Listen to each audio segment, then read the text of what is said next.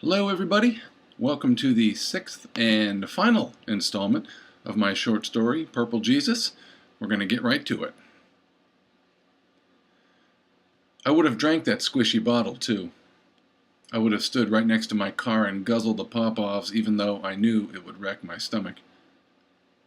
The last drink I'd wanted was left in the travel-sized shampoo bin 3 days earlier, and the last drink I'd had was a gin and tonic that tasted like kerosene. Now I was glassless, shoeless, covered in yellow paint, and that bottle still reeled me in. I'd grown calm, like Mary Nilsson in the painting, the turbulent cosmos tamed, but serenity was fleeting. There, in the parking lot, a police cruiser blocked my car. An officer peered through my windows, tapping them with the butt of his flashlight. I hid behind the recycling dumpsters. I wasn't afraid of the cop. He'd probably put me in protective custody before, or had seen me sleeping on the concrete benches in the drunk tank. I was more afraid of the pop-off, though I wouldn't have said that then. Afraid to drink it, and afraid that if I did, there'd be no relief. If I went to the car, it was over. I'd never stop. So, I hopped the fence and ran.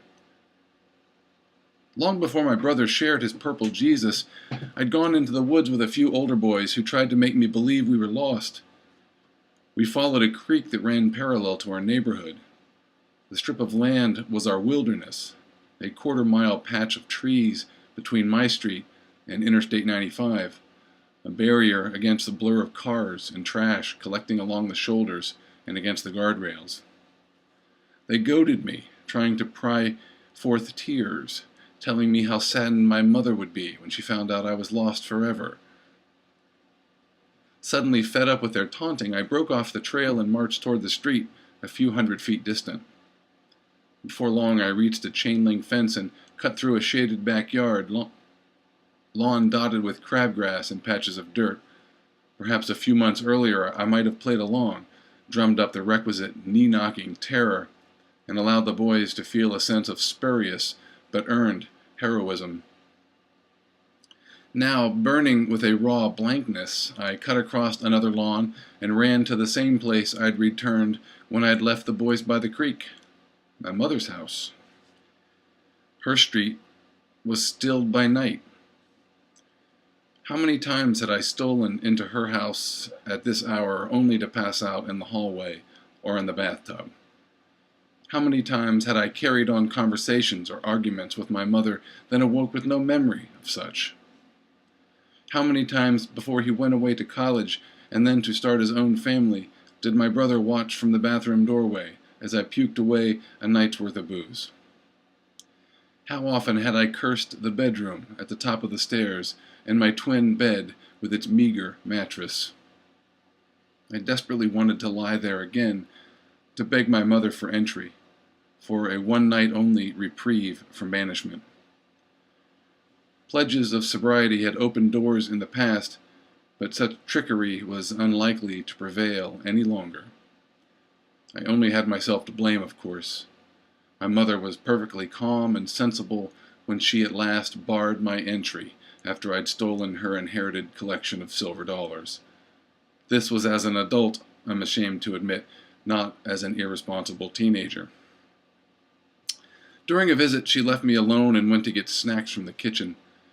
I opened the roll top on the desk in the corner and dropped the sack of coins into my backpack without batting an eye. The coins clanked and clattered with each step.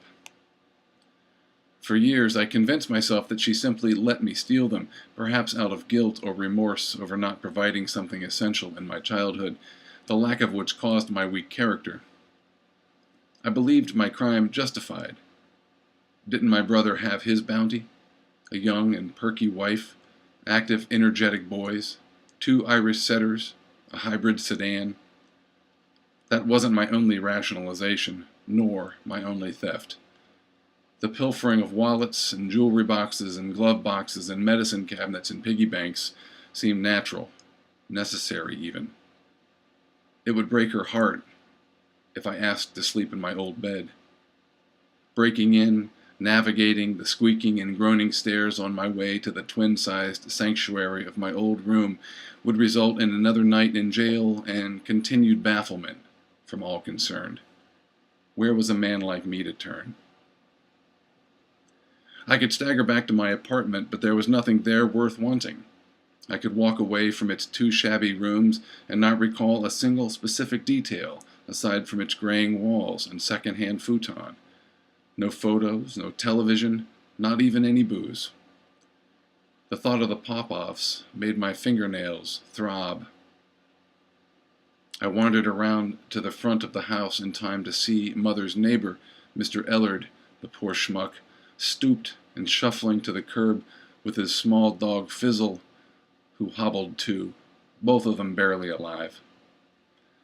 Fizzle pissed against a fence post. They paused and looked at each other, a crooked, palsied old man and a half-blind, gimpy companion, just a pitiful sight. Of course, I was barefoot. Ellard at least had slippers. As he turned, I waved. He quickened his step and Fizzle struggled to keep up, his ID tags rattling. It irked me that Ellard wouldn't return my greeting, but if I were in his shoes, I'd have moved quickly too. Paul Rivers' card fluttered in the hydrangea blossom. I plucked it free and stuck it in my pocket. I had no intention of calling, but if there was no reason to hurt his feelings. I had a vague notion that if I arrived at the Madison Street house early enough, I might find my glasses before anyone was awake. It was a long walk, and when I got there, the neighborhood houses were still buttoned down. Cars silent, no dogs, no early morning joggers, no suits to give me the hairy eyeball, just a thin glow accosting the edges of things.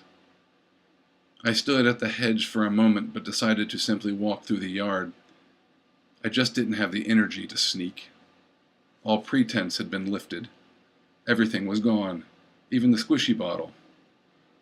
My glasses hadn't fallen to the ground. They were caught on a branch at waist level.